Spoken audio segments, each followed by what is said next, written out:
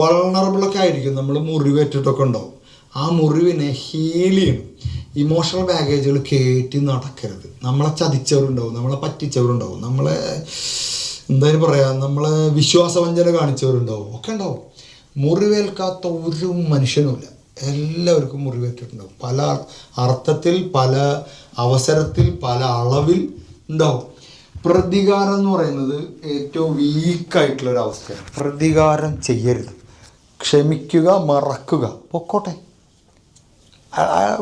ഉപേക്ഷിച്ചുവിട്ടേക്ക്. നമ്മളൊരു കാലത്ത് പൊട്ടനും പൊട്ടിയൊക്കെ ആയിട്ട് നടന്ന സമയത്ത് പല അബദ്ധങ്ങളും സംഭവിച്ചിട്ടുണ്ടാവും. അത് ആ സമയത്ത് അത് കറക്റ്റായിരുന്നു. പിന്നീട് നമുക്ക് ബോധം വന്നപ്പോഴാണ് മനസ്സിലായത് അത് തെറ്റായിരുന്നു.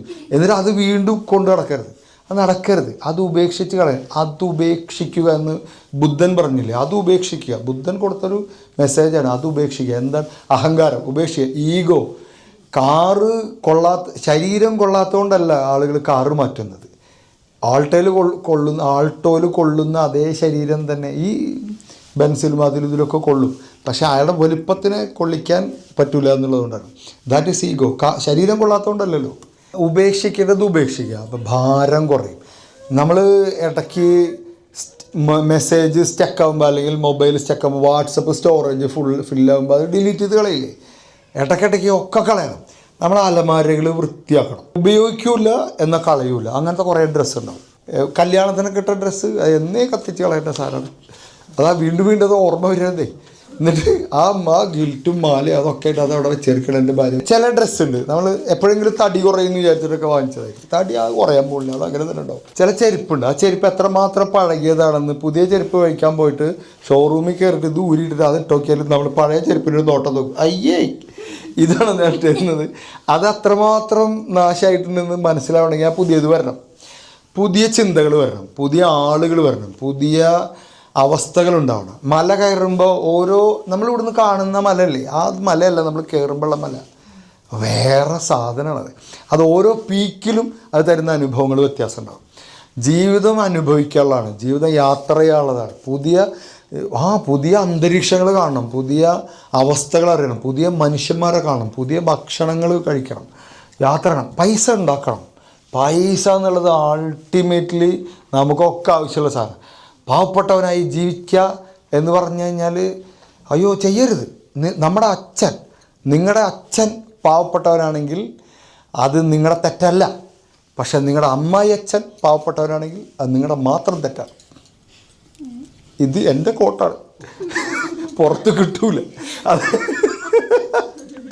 ഈ സീരിയസിൻ്റെ ഇടയിൽ കോമഡി അടിക്കാതെ നോക്കിയാൽ ഇങ്ങനെ ഉണ്ടാവും.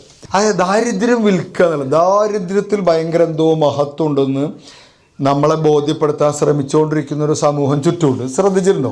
ദരിദ്രരായിരിക്കുക, പാവപ്പെട്ടവനായിരിക്കുക. എന്തിനാണ്?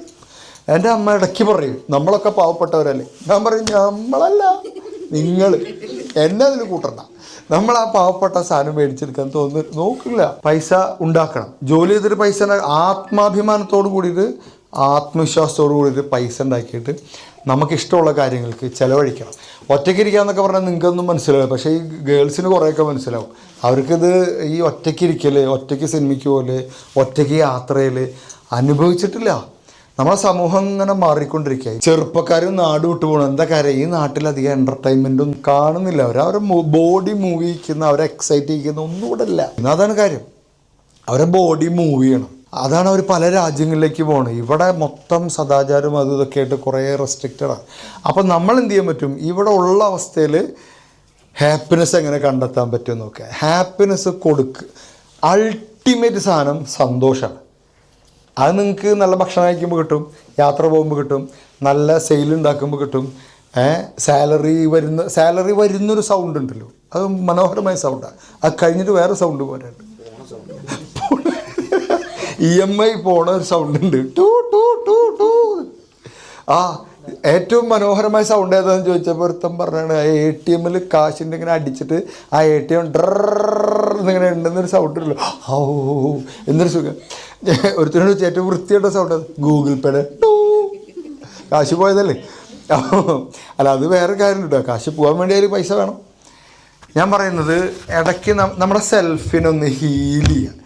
ജോലിസ്ഥലം നമ്മളെ ഹീൽ ചെയ്യിക്കുന്നൊരു സാധനമാണ്. അവിടെ നിങ്ങൾ ഈഗോ കൊണ്ടു നടന്നാൽ നിങ്ങൾക്ക് ഇനി ഹീൽ ചെയ്യാൻ വേറെ അവസരങ്ങളില്ല.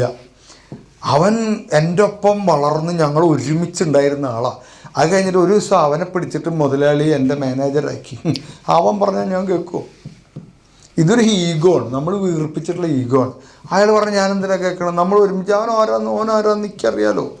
അവൻ്റെ ബാക്ക്ഗ്രൗണ്ട് അവനാരെന്ന് ഞാൻ ശരിക്കും മുതലാളിക്ക് തെറ്റ് പറ്റിയതാണ്. ഇതൊരു ഈഗോ സംഭവമാണ്, ഈഗോയിസ്റ്റിക്കാണ്. അല്ല, ഓരോ പൊസിഷനിലും ചെയ്യേണ്ട കാര്യങ്ങൾ ബെസ്റ്റായിട്ട് ചെയ്യുക. സച്ചിന് കോച്ചുണ്ട്, മെസ്സിക്കും കോച്ചുണ്ട്, റൊണാൾഡോയ്ക്കും കോച്ച്, അയാൾക്ക് കോച്ചിങ് കൊടുക്കാൻ ആളുണ്ട്, വിരാട് കോഹ്ലിക്കും ബാറ്റ് പഠിപ്പിക്കാൻ ഇപ്പോഴും ആളുണ്ട്. അപ്പോൾ ആരെങ്കിലുമൊക്കെ ഒരു കോച്ചിങ് നമുക്കുണ്ടായിരിക്കുക. ഞാൻ അവസാനിപ്പിക്കാം. നമ്മളൊന്ന് ഹീൽ ചെയ്യുക എന്നുള്ളത് ഞാൻ പറയാം. ഹീൽ ചെയ്യുക എന്ന് പറഞ്ഞു കഴിഞ്ഞാൽ നമ്മളൊന്ന് ഇങ്ങനെ ഫ്രീ ആക്കുക. സോൾറ്റ്യൂഡ് ഉണ്ടാകുക, ഒറ്റയ്ക്ക് ഇരിക്കുന്ന ചില സമയങ്ങളുണ്ടാവുക. നമ്മളെങ്ങനെ രേഖപ്പെടുത്തുക, നമ്മളങ്ങനെ മൂർച്ചയാക്കിക്കൊണ്ടിരിക്കുക. എന്നിട്ട് നമ്മുടെ ഇഷ്ടങ്ങളിലേക്കൊക്കെ യാത്ര ചെയ്യുക. അത് ഭയങ്കര രസമുള്ളൊരു പരിപാടിയാണ്. നമ്മുടെ ഇഷ്ടങ്ങളിലേക്ക് യാത്ര ചെയ്യുക. ആ യാത്ര ചെയ്യാൻ വേണ്ടി പൈസ ഉണ്ടാക്കാൻ നോക്കുക. കുറേ പൈസ എടുത്തു വച്ചിട്ട് അങ്ങനെ മരിച്ചു പോരുത്. അപ്പോൾ പറഞ്ഞു വന്നത്, നമ്മളൊന്ന് ഫ്രീ ആവുക, സന്തോഷം ഉണ്ടാവുക, എക്സ്പ്രസ് ചെയ്യാൻ മടിക്കാതിരിക്കുക. പഞ്ചാബികളുടെയൊക്കെ കല്യാണത്തിന് പോയി കഴിഞ്ഞാൽ 3 ദിവസവും അച്ഛനും അമ്മയും മക്കളൊക്കെ ആട്ടവും പാട്ടവും ഡാൻസാണ്. കളർഫുള്ളാണ് കല്യാണ വീട്ടിൽ പഞ്ചാബികൾ. ശ്രദ്ധിച്ചില്ലേ? നമ്മുടെ കല്യാണത്തിന് പണ്ട് നമ്മളൊക്കെ ഇരിക്കണം, ഒരുത്തം അവിടെ കിടന്ന് ഗാനമേള പാട്ടൊക്കെ പാടണം. നമ്മളിങ്ങനെ പണ്ട് നമ്മുടെ കല്യാണങ്ങൾക്കൊന്നും ഡാൻസ് ഉണ്ടായിരുന്നില്ല. ഒരമ്മാവൻ അടിച്ച് വിറ്റായിട്ട് ഇങ്ങനെ പോണതാണ് ഡാൻസ്. ഇപ്പോൾ പെണ്ണും ചെക്കനും ഏറ്റവും നന്നായി ഡാൻസ് ചെയ്യണത് അല്ലേ? ഒക്കെ മാറിക്കൊണ്ടിരിക്കുകയാണ്. ആ മാറിക്കൊണ്ടിരിക്കുന്ന ലോകത്തിൽ നമ്മൾ സന്തോഷം എടുക്കുകയും കൊടുക്കുകയും ചെയ്യുക. എന്നൊരു സന്തോഷമായിരിക്കുക, ലൈറ്റ് ആവുക, അപ്പൂപ്പന്താടി പോലെ ആവുക, ബാക്കിയൊക്കെ കളയുക. ഈഗോ ഉപേക്ഷിക്കുക, അഹങ്കാരം കളയുക, മടി തല്ലിക്കൊല്ലുക, ചാടി എഴുന്നേറ്റ് പോവുക, ലേസിനെസ് കളയുക, ഇനേർഷ്യ എന്ന് പറയുക, ഒരു സുഖമില്ലാത്ത അവസ്ഥ. ബോഡി നന്നാക്കുക, നന്നായി ഉറക്കം ഉണ്ടാക്കുക. ബോഡി പറയാൻ എനിക്ക് അർഹതയില്ല, അതിൽ നന്നായി ഉറങ്ങുക. ഉറക്കമാണ് പിറ്റേ ദിവസം പ്രൊഡക്ടിവിറ്റിക്കുള്ള ഏറ്റവും പ്രധാനപ്പെട്ട കാര്യം. നോ യുവർ നമ്പേഴ്സ്, നമ്മുടെ നമ്പറുകൾ അറിയുക. ബ്ലഡ് പ്രഷർ അത് എന്നൊക്കെ പറഞ്ഞിട്ട് ബോഡി ശ്രദ്ധിക്കുക, നന്നായി ഒരുങ്ങുക. ഏറ്റവും ഭംഗിയുള്ള അവസ്ഥകൾ എപ്പോഴും കാണപ്പെടുക, ഒരുങ്ങുക. വസ്ത്രത്തിലൊക്കെ ഇൻവെസ്റ്റ് ചെയ്യുക, ഡ്രസ്സിൽ ഇൻവെസ്റ്റ് ചെയ്യുക, ചെരുപ്പിൽ ഇൻവെസ്റ്റ് ചെയ്യുക. പിന്നെന്താ പറയുക, നല്ല നല്ല വസ്തുക്കളൊക്കെ, അതൊരു കോൺഫിഡൻസ് ഒക്കെ കിട്ടും.